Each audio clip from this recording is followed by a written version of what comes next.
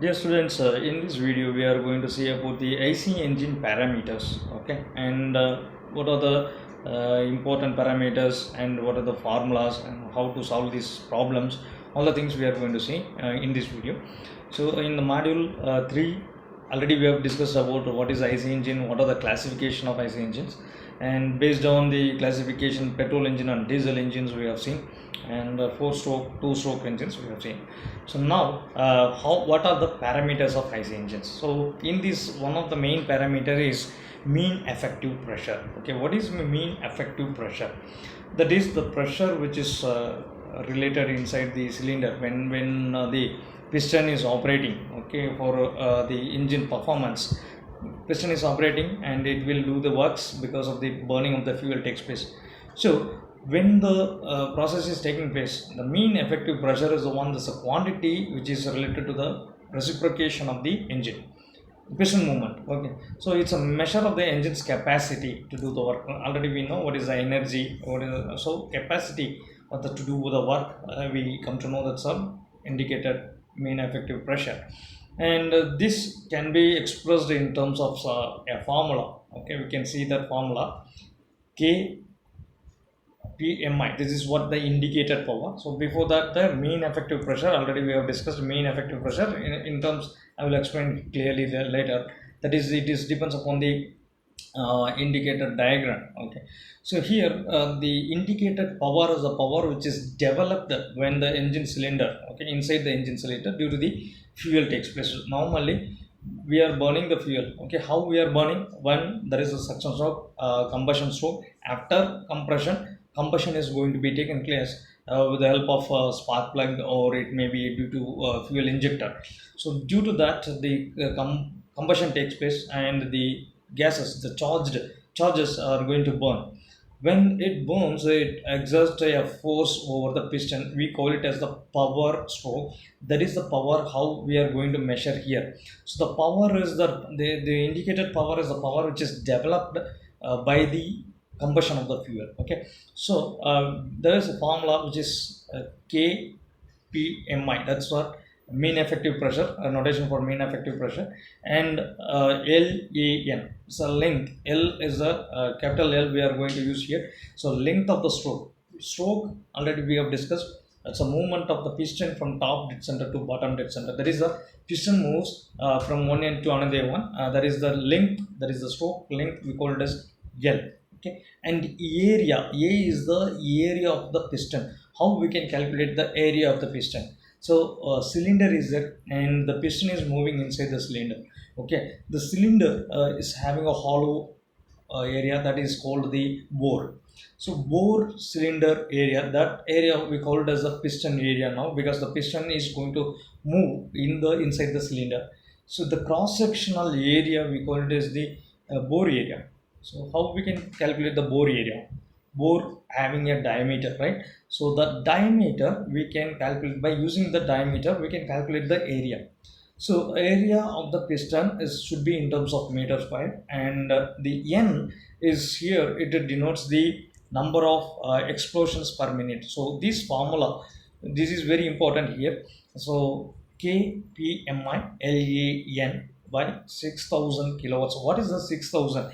I'll tell in explain when we are going for the problem, that when it is the conversion onto kilojoule per second, we need the timing. Okay, kilojoules. You know the power is normally in terms of watts. So power, the unit of power we call it as watts. So that is a joule per second. So for joule per second and kilojoule per second, we call it as kilowatt. So for that conversion, we are going to use this thousands. Okay, divided by the thousand. Let we see in the next problems regarding this.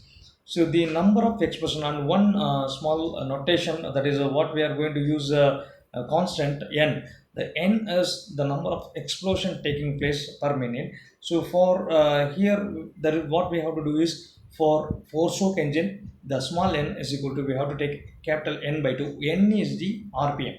Okay, what is the RPM? How much amount of rotation per revolution the engine revolution takes place? That is a capital N.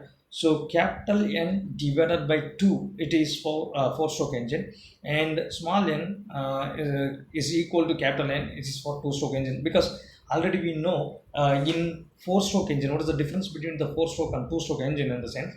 The crankshaft revolution.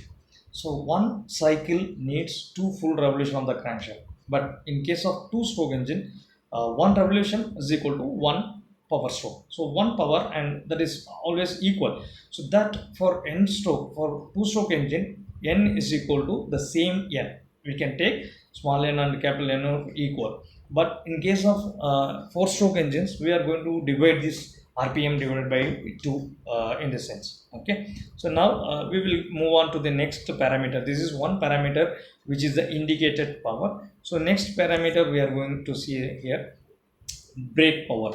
So power developed inside the cylinder we call it as indicated power, right? So but the exact, the total power, can we say that the total power goes to the wheel? No, it's not possible. The entire amount of power which is developed may be reduced because of some friction losses. When the piston moves inside the cylinder, there is a friction loss is going to happen, and the connecting rod which is connected to the crankshaft, there is a friction losses may be there, and the crankshaft is connected to the moving parts like gear shafts. So finally when it reaches to the wheels, the exact amount of what we have produced inside the cylinder may not be reached to the last of this wheel. So the net power available in the crankshaft of the engine for performing the work is called the brake power. Until the crankshaft, we are not going beyond the crankshaft. So until the crankshaft, we are going to find the net power available in the crankshaft. So that we call it as a brake power. How we have to define the brake power? That is the brake power by using dynamometers. We can calculate by using the dynamometers the power actually available in the crankshaft. So that is how we are going to calculate the power, we will see. So the power available at the crankshaft normally, which is less than the power produced inside that. There is an indicated power already we have seen. So this brake power will be always lesser than the indicated power because of the moving parts. Right. Now we are going to see the brake drum dynamometer. So already we have discussed to find the brake power, we use dynamometer. So what is a dynamometer? Here we can see a drum that is which is connected with the crankshaft. The crankshaft is here. We can see in the right side picture. A crankshaft is going to be, it is connected, and this crankshaft is going. We are going to stop the crankshaft by making a rope around the brake drum. So we call it as a brake drum. A crankshaft is connected with the drum. The drum is rotated. If I want to apply a brake over the drum, and how much force I have to act to stop the brake, stop the drum, that is the power is required. So to find that one, I am making I'm using a spring and a rope around the drum. So when a weight is getting added up at the bottom and the spring is at the top, so the weights which is pulled down, how much number of weights we are adding up, that is going to give a friction over the drum wheel, so that the drum wheel is going to be get stopped in due course of time, because the pressure is created like this. So we can have radius of the drum radius is r, and that is consists of w minus r into r, w minus s into r. This is the torque we are going to find by using this. Do you know what is a torque? Okay, yeah, the moment. Okay, it consists when one end of rope is connected to the spring balance, and the other end we are adding weighting loading device, so that weight is getting added up. The w, what we are going to give is the w, and the spring at one end we have a spring constant we called s. So the spring constant minus w, there is the difference between the loads both the sides, and as well as the diameter, we call it as the radius of the drum, we have taken as a or, capital R. So the torque which is equal to the w minus s into r, where the weight w is the weight over the rope and s is the spring balance and r is the radius of the drum. So we can find this torque in this. So once if you find the torque, then we can calculate the brake power. So the brake power, the formula is 2 pi nt by 60 multiplied by 1000 for the conversion of kilowatts, right? So this is the formula to find the brake power, 2 pi nt. 2, so n is the rpm, number of rpm, and in terms of minutes we are going to use. So that minutes, when we are converting into this units, okay, the power is kilojoule per normally kilojoule per second we have to use. So to convert the kilojoule per second, so we want to make it into second divided by 60 normally, and then 1000 is going for kilojoules, right? So Newton meter, we normally we put the load in terms of Newton. So kilonewton we have to use 1000, and then the seconds, minutes to seconds we are using the 60, right? And frictional power. Now we know indicated power and we know brake power. So both are differ. Indicator power is a power which is generated inside the cylinder when the gases or the fuel is getting burnt. And then the brake power is the amount of power which is developed in the crankshaft after this. So there is a difference between these two. Already we have seen there is a loss due to friction takes place. So we can take as a frictional power. Frictional power is which is equal to the difference between the indicated power and the brake power. Okay, Fp is equal to Ip minus Wp. So this is what how the frictional power is going to be defined. And next one is, once this is over, we are going to calculate the efficiency. What is efficiency? Efficiency is the amount of power developed normally by giving the amount of power given. Okay, so what is the indicated power produced and how much output we got it. So output by input normally we will can have as a efficiency. So mechanical efficiency is how it is defined in this term is, it is the ratio between the brake power and the indicator power. So how much amount of indicator power it is produced, we know, and brake power will be there. So in terms of thermal efficiency, efficiency always output by input. That is what thermal efficiency also, how much amount of energy created by burning the fuel. So how much of amount of fuel we are burning and how much of energy we are getting. So the amount of fuel which is used for getting some useful energy, we call it as thermal efficiency. So thermal efficiency always it is the amount of heat supplied by burning the fuel we are going to calculate. Okay, maybe it's because of cooling of engine, it may be varied. So heat supplied to the engine depends upon the mass of the fuel and the calorific value of the fuel. So that is very important. So heat supplied to a engine, how we can calculate how much amount of heat is supplied to the engine, is depends upon the how much mass we have used and how much calorific value for each mass, that is m of into cv. So that it will indicate the heat supply. So the indicator thermal efficiency, brake thermal efficiency, we are dividing the thermal efficiency into two concept. Already thermal efficiency is as amount of heat submitted or amount of heat supplied, and then how much hour produced. This is what the relation between the efficiency.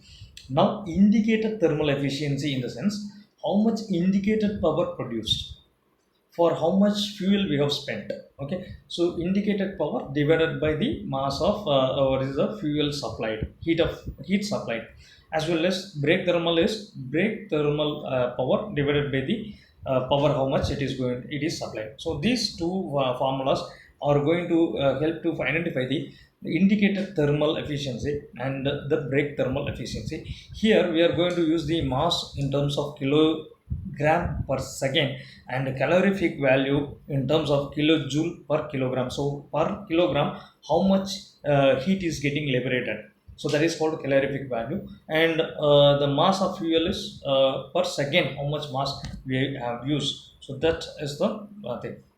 So this is how this thermal efficiency is calculated. Then specific fuel consumption. Specific fuel consumption is the amount of, here how much mass of fuel supplied per hour in order to produce the power output. That is a specific fuel consumption. How much fuel is getting consumed for getting the power. That is what the specific fuel consumption here. So this is the formula mf divided by the power. So how much power how much power it is, for that how much fuel you have consumed. So we can have some problems like this. The following data given: four-stroke petrol engine, a bore diameter is given, and a stroke length is 450 mm given, and the speed of the engine is given, The mechanical efficiency here is that is 80 percentage, and mean effective pressure 0.65 megapascal. Already we said, so pascal, megapascal, kilopascal, these are the terms they will give. According to that we have to solve the problems, right? So now the given data, we have taken the given data and we will go for solving the problem. So given data is given diameter, that is bore diameter is given in terms of mm. So which is now we are going to convert in terms of meter. So 250 mm, that's we are divided by 1000, we are going to take in terms of 0.25 meters. And the there is a length, the stroke length, we call it as 450 mm. It's a stroke length, which is also, it will be given in terms of mm, as in terms of meter we are converting. And rpm is given as 180 rpm. So already we said, for indicated power we need to calculate n, small n is equal to n by 2 for 4 stroke, and for 2 stroke it is direct n is equal to capital N. But the given problem is a 4 stroke engine, so likely we will take as n by 2. And mechanical efficiency is given as 80 percentage. So the 80 percentage is 80 divided by 100, we take as 0.8. And the mean effective pressure here, the mean effective pressure is given as mean effective pressure is given as 0.65 megapascal. So 650 kilopascal. So megapascal we are converting as a kilopascal. And number of cylinders, if it is given, we can take as number of cylinders I. So indicated power by using the formula I is a one cylinder. If it is not given, sometimes it may be given as a multi-cylinder engine. If not, then we can take it as a single I. So mean effective pressure LAN, that is the stroke length. Area, so area is already we said, no, bore. By using the bore diameter we can calculate the area, pi by 4 d square normally. So that we will take as a area, and n we will take, so divided by 60, and you will get 21.53 kilowatt. And efficiency, we know bp by ip, that is the mechanical efficiency. We know bp, if you take if you want bp, then multiplication of this will take place, right? So when we are taking this equation, we are going to find this bp and frictional power, that is ip minus bp, which is equal to 4.29 kilowatt. Okay, so this is how we are going to calculate the efficiency and indicated power, frictional power, brake power, by using the formulas. Okay, next videos we will see some other topics. Okay, thanks for watching.